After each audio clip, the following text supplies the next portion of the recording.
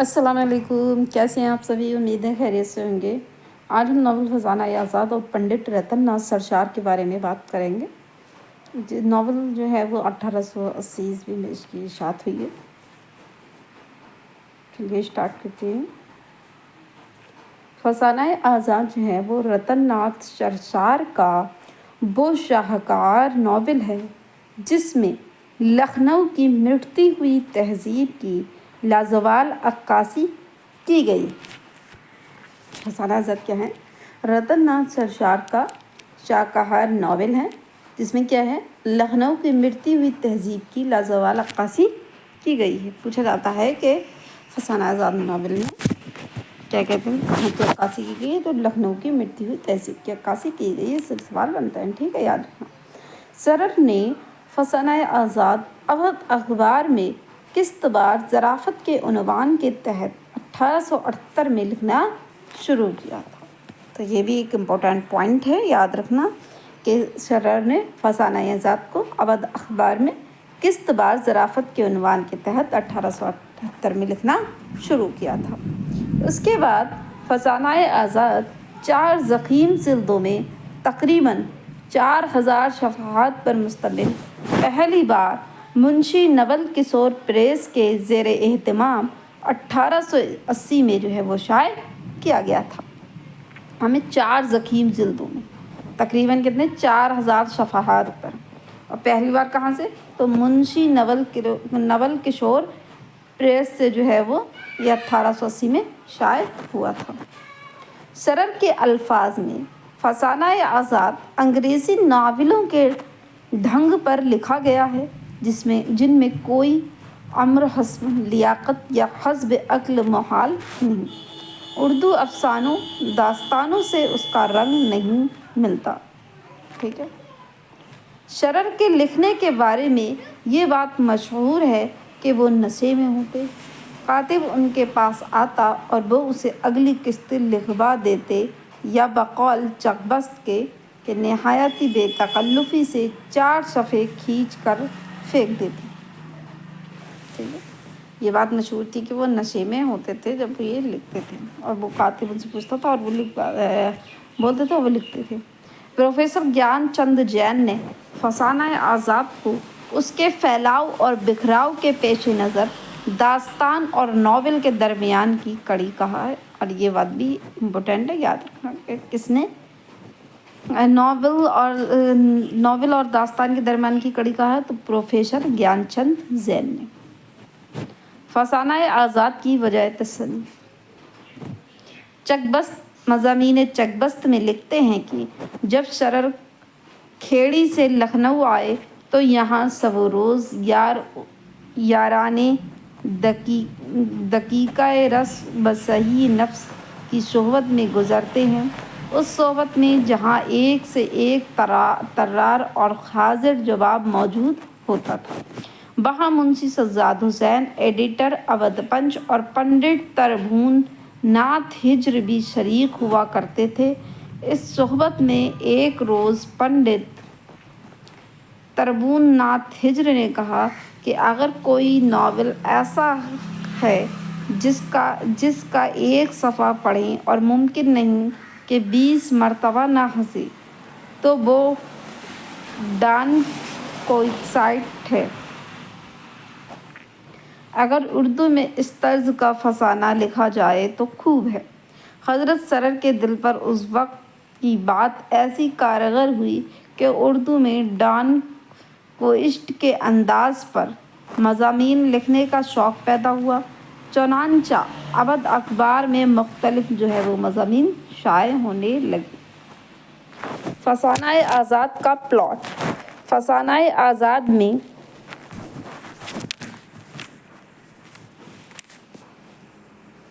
तवील नावल की तरह 6 प्लॉट हैं। कितने प्लॉट हैं? 6। आज़ाद और हुस्न आरा का किस्सा। दूसरा है किस्सा जो है हुमायूं फर और हुस्न आरा की बहन शहपर आरा के इश्क से ताल्लुक़ रखता है। तीसरा जो है वो किस्से में नवाब ज़ुल्फ़िकार अली ख़ान की बटेरबाजी का किस्सा है। चौथा जो है अल्लाह राखी का किस्सा है, जो एक बाज़ारी औरत है।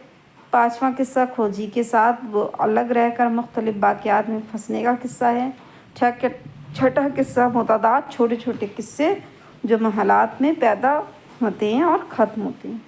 تو یہ 6 قصے ہیں، ایک ایک کر کے اب میں ہم پڑھتے ہیں۔ آزاد حسن آرا پر عاشق ہو کر شادی کا پیغام دیتے ہیں۔ یہ آزاد اور حسن آرا کا پہلا قصہ ہے، ٹھیک ہے، یاد رکھنا پہلا کون سا ہے دوسرا کون سا ہے۔ شادی کی شرط یہ ٹھہرتی ہے کہ آزاد ترکی جا کر ترکوں کے ساتھ مل کر روسی افواج سے لڑے اور فتح یاب واپس آئے تو شادی ہوگی۔ آزاد اور حسن آرا، ٹھیک ہے، آزاد جو ہے وہ حسن آرا پر عاشق ہوتا ہے اور تو شادی کی یہ شرط ہوتی ہے کہ آزاد جو ہے وہ ترکی جا کر ترکوں کے ساتھ مل کر جو ہے وہ روسی فوج سے لڑے گا تو اور وہ جب فتح ہو کر واپس آئے گا تب شادی ہوگی۔ ایسا ہی ہوتا ہے، یہ قصہ شادی پر ختم ہوتا ہے۔ دوسرا قصہ ہمایوں پر اور حسن آرا کا۔ پہلا قصہ کس کا تھا؟ آزاد اور حسن آرا کا تھا۔ دوسرا قصہ ہمایوں پر اور حسن آرا کا ہی ہے، ٹھیک ہے۔ پہلا آزاد اور حسن آرا، دوسرا بھی ہمایوں پر اور حسن آرا کی بہن، حسن آرا کی بہن سپر آرا، ٹھیک ہے، اس کی بہن۔ پہلا قصہ حسن آرا اور آزاد کا، دوسرا ہمایوں پر اور سپر آرا کا۔ دوسرا قصہ ہمایوں پر اور حسن آرا کی بہن سپر آرا کے عشق سے تعلق رکھتا ہے۔ شادی ہو رہی ہے کہ کوئی ہمایوں پر کو قتل کر دیتا ہے۔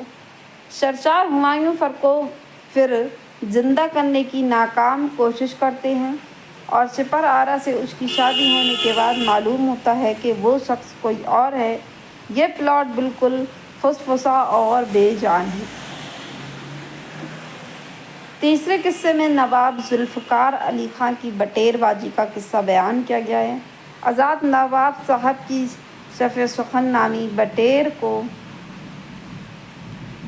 جو اڑ گئی ہے ڈھونڈنے نکلتے ہیں۔ یہاں پلاٹ کچھ نہیں ہے، صرف نواب کے گھر کی چیمنگیاؤں ناول کا زیادہ حصہ گھیرتی ہے۔ یہ ہمارے 9th کلاس میں بھی تھا اور BA کی اس میں بھی یہ شامل تھا سب میں۔ تو پہلا قصہ کس کا ہوا؟ آزاد اور حسن آرا کا۔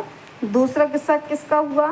ہمایوں پر اور حسن آرا کی بہن سپر آرا کا۔ اور تیسرا قصہ کس کا ہوا؟ نواب ذوالفقار علی خان کی بٹیر بازی کا قصہ۔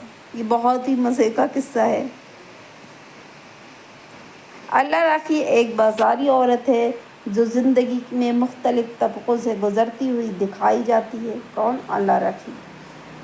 کھوجی کے آزاد کے ساتھ اور الگ رہ کر مختلف واقعات میں پھنسنے کا قصہ ہے، 5واں قصہ۔ یہ واقعات کرداری ناول کا پلاٹ بناتے ہیں اور اس میں کھوجی کا کردار لافانی ہو جاتا ہے۔ چھٹا قصہ متعدد چھوٹے چھوٹے قصے جو محلات میں پیدا ہوتے ہیں اور ختم ہو جاتے ہیں۔ تو کیا ہوا؟ پہلا قصہ کس کا تھا؟ حسن آرا، یاد کر لیجیے، پہلا قصہ کس کا تھا؟ حسن آرا اور کس کا تھا پلس میں؟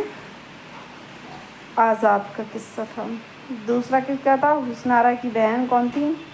سپر آرا،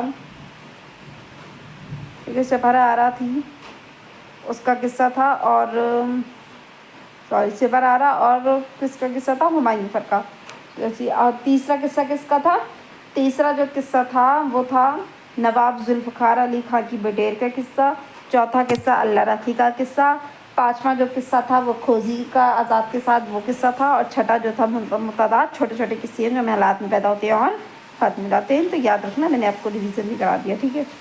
یہاں مرکزی قصہ پہلا ہی ہے اور مختلف قصے جو ہیں وہ آپس میں کوئی ربط نہیں رکھتے اور صرف آزاد کی ذات سے تعلق ہونے کی بنا پر یکجا ہو جانے کا جو ہے وہ جواز پیدا کرتے ہیں۔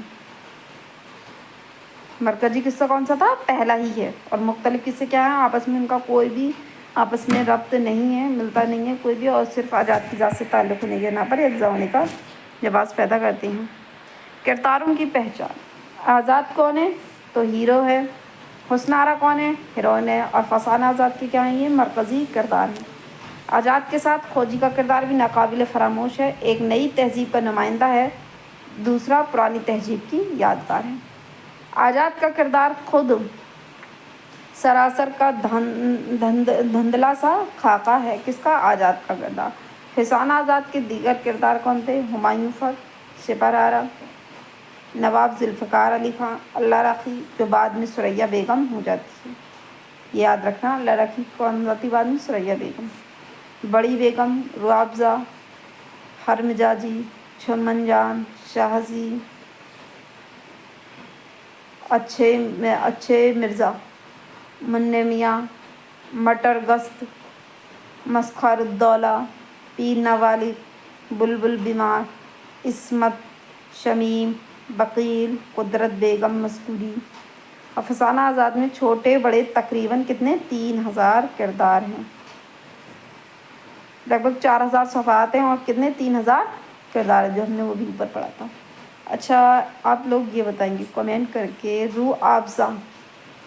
روابضہ پری یہ کون سے اس کا داستان ہے؟ روابضہ پری، ٹھیک ہے، روابضہ پری کس اس میں پائی جاتی ہے؟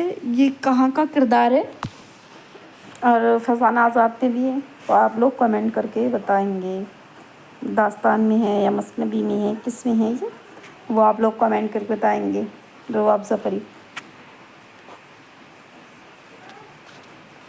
اب جانتے ہیں ہم پنڈت رتن ناتھ سرشار کے بارے میں۔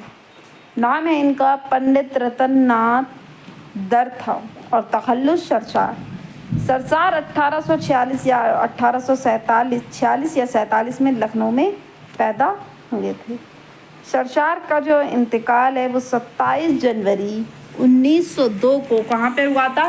حیدرآباد میں، ٹھیک ہے، حیدرآباد میں 1902 میں ہوا تھا۔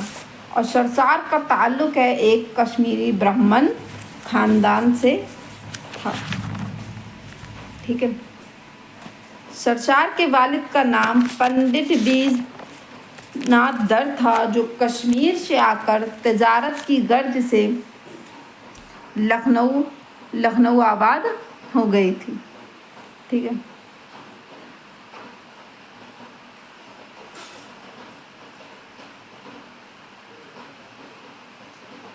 اچھا، 1846 یہ آپ میں نے پڑھا دیا ہے۔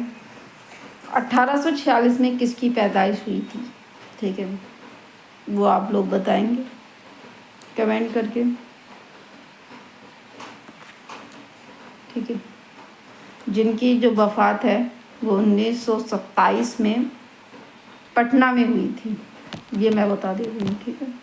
اور 1846 میں پیدائش ہوئی تھی کس کی، وہ آپ لوگ کمنٹ کر کے بتائیں گے، ٹھیک ہے۔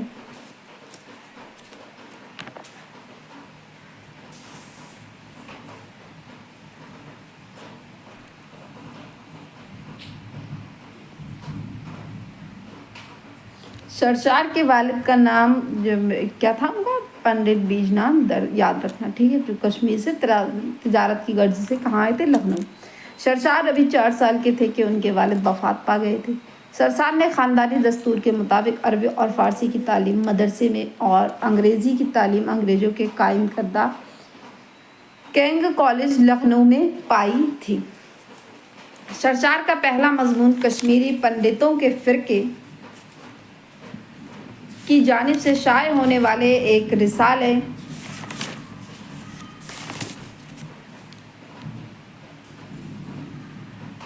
مراسلہ کشمیر میں جو ہے وہ شائع ہوا تھا، ٹھیک ہے۔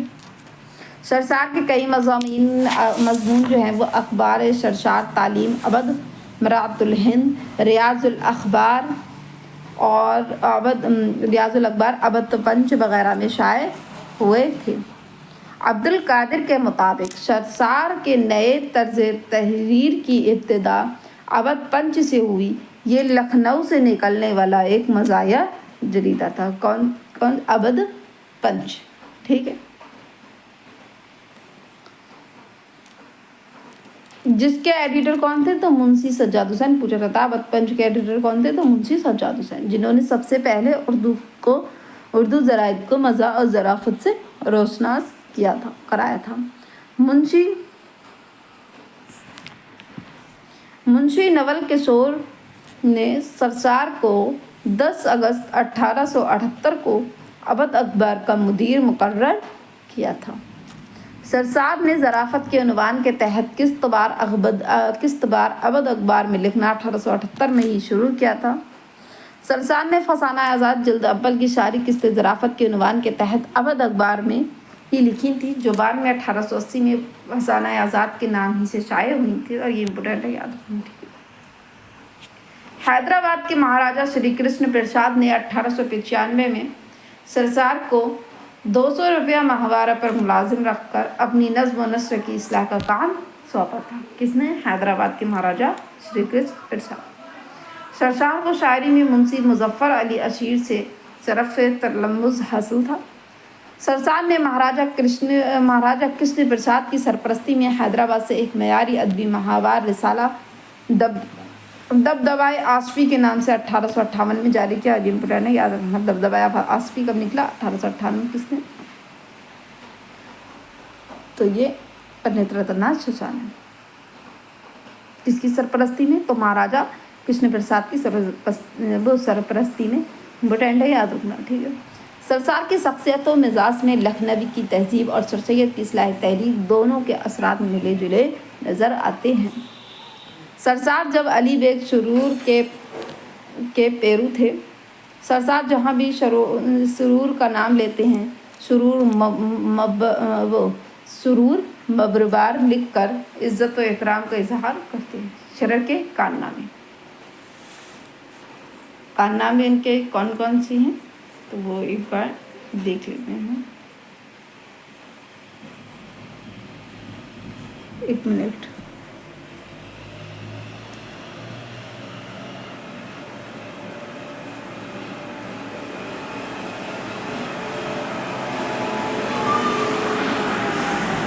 شمس الدوحہ 1879. شمس الدوحہ سرسار کی پہلی تصنیف ہے جسے انہوں نے 4 حصوں میں تقسیم کیا ہے. پہلے حصے میں قرائے ارض کی شکل، ساخت، حرکت، گردش اور کشش وغیرہ کا بیان ہے. دوسرے حصے میں جو کیا ہے، نظام شمسی پر روشنی ڈالی گئی ہے. تیسرے حصے میں اجسام اور حجام کے بارے میں واقفیت بہم پہنچائی ہے. چوتھے حصے میں انسان اور اس کی نسلوں کے بارے میں تفصیلی بحث کی گئی. پھر فسانہ آزاد پہلا کیا ہے؟ شمس الدوحہ. پھر فسانہ آزاد ناول ہے، یہ 1880 میں. سرسار کی دوسری تصنیف ہے جو ان کا شاہکار ہے، اس کی جلد اول 1880 میں نول کشور پریس سے شائع ہوئی. اعمال نامہ، یہ روس 1887 میں، یعنی ترجمہ تاریخ روس یا وائسرائے لارڈ فرنٹ کے پرائیویٹ سیکریٹری کے ڈونلڈ میکزی کی تصانیف ہسٹری آف راسا کا اردو ترجمہ ہے. جامع سرسار ناول جو 1869 میں فسانہ جدید کے نام سے اودھ اخبار میں قسط بار ہونا شروع ہوا تھا. پھر 1887 میں جامع سرسار کے نام سے کتابی صورت میں شائع ہوا. شہر کہسار یہ ناول ہے. یہ ناول فسانہ لطیف کے عنوان سے اودھ اخبار میں قسط بار شائع ہوا تھا. اس میں ایک متوسط طبقے کے مسلم گھرانے کا نقشہ کھینچا گیا ہے. پھر یہ ناول 1890 میں مطبعہ نول کشور سے 2 جلدوں میں شائع ہوا تھا. کامنی ناول ہے 1893 میں. اس میں ہندو سوسائٹی کا نقشہ کھینچا گیا ہے. سرسار نے 1894 میں خانقاہِ سرسار لکھنؤ کے زیر عنوان ناولوں کا ایک نیا سلسلہ شروع کیا تھا، جس کے تحت کڑم دھڑم، پچھڑی دلہن، طوفان بے تمیزی، پی کہاں، ہسو، رنگ سیار، جبلی، پرنٹنگ برکس لکھنؤ سے شائع ہوئے تھے. ٹھیک ہے. پھر شاخ بنات، یہ ہسٹری آف ایگزٹ کا ترجمہ ہے. سرن نے 1899 میں الف لیلا کا اردو ترجمہ کیا تھا. خدائے فوجدار 1894، یہ سرسار کا آخری اور ڈان کینجیٹے کا انگریزی سے اردو ترجمہ ہے. सरशार के दो मारूफ जमानाए किरदार खोजी और आज़ाद नॉवल डॉन कंज्यूटे की देन है। ठीक है, एक बार इनको रिवीजन कर लो। कौन है? शमशुद्दोहा 1869 में, फिर फसाना आज़ाद 1880 में, आमाल रूस 1887 में, फिर जामे सरशार नॉवल है, शहर को हिशार, कामिनी, शाख बनात, खुदाई फौजदार, ये नॉवल वगैरह है। सरर से वो सरशार के मुतालिक मुख्तलिफ आरा व ख़यालात। पंडित रतन नाथ सरशार उर्दू नस्र के हाली थे। उन्होंने हाली उर्दू शायरी के साथ वही सलूक करना चाहा जो रतन नाथ सरशार ने उर्दू नस्र के साथ किया। ये चकवस्त का कॉल है। डॉक्टर एहसन फारूकी ने लिखा है कि मगरब में नॉवल निगारी की इब्तिदा ईरान कैंजुएटे के असर से हुई। सरशार पर उसके असर से मालूम होता है कि आखिरकार उर्दू नॉवल की इब्तिदा भी उसी के फैज़ से हुई है। ठीक है, अब हम नेक्स्ट वीडियो में जो है वो नॉवल तवत्तुन नुसूह और डिप्टी नज़ीर अहमद के बारे में बात करेंगे। और कमेंट बॉक्स में ये ज़रूर बताना जो पूछा गया था आपसे 1846 में किसकी पैदाइश हुई थी। और दूसरा जो है वो रुआबज़ा परी। रुआबज़ा परी का किरदार इसमें भी आया है। और रुआबज़ा परी जो है वो मसनवी, कौन सी मसनवी में उसका किरदार जो है वो पाया जाता है रुआबज़ा परी का, वो आप लोग कमेंट करके बताएंगे। मैंने वो पढ़ा दिया है। ठीक है, और ये भी पढ़ा दिया है कि इसकी 1846 में पैदाइश हुई है। तो पिछली वीडियोज़ अगर आपने नहीं देखी तो एक बार प्लेलिस्टों को ज़रूर चेक कीजिएगा और जो भी वीडियोज़ हैं उनको आप लोग देख लीजिएगा। और वीडियो कैसी लगी आप कमेंट बॉक्स में ज़रूर बताइएगा। और वीडियो अच्छी लगे तो लाइक भी कीजिएगा। तब तक के लिए खुदा हाफिज़।